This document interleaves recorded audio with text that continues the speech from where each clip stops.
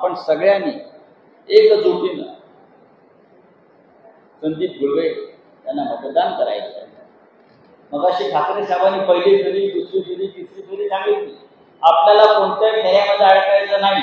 आपल्याला पहिल्या फेरीमध्ये ॲडव्होकेट संदीप गुळवे यांना 40,000 मतं मिळवून द्यायची आहेत। किंवा 40 पाहिजे ना, 40,000 मतं घेऊन पहिल्या फेरीमध्ये हा आपला आमदार जिंकून आला पाहिजे।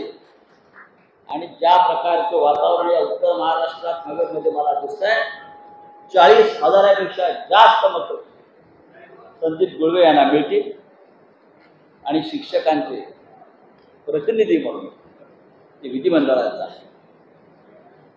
आणि तिथे एकदा विधिमंडळात पोहोचल्यावर एक लक्षात घ्या, फरक कसा आहे, ते शिवसेनेचे आमदार असणार आहेत। त्याच्यामुळे शिक्षकांच्या प्रश्नासाठी तुमच्या इतकेच आम्ही त्यांच्या पाठीशी आग्रही असतो। उद्धव ठाकरे साहेब आग्रही असतो, कारण जेव्हा एक निवेदन आपण त्यांच्याकडे देणार आहात त्याची एक प्रत शिवसेना भवनात आणि मातोश्रीवर सुद्धा जात असते। प्रश्न सुटले की नाही ही पाहण्याची जबाबदारी मग तेवढा आमची असते।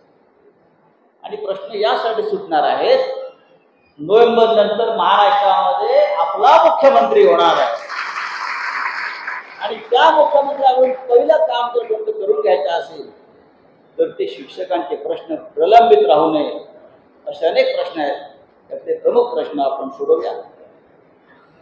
आणि मला खात्री आहे नाशिकचं सगळ्यात मोठं मतदान असं नाशिकचं मतदान मोठं आहे, ठीक आहे, 26,000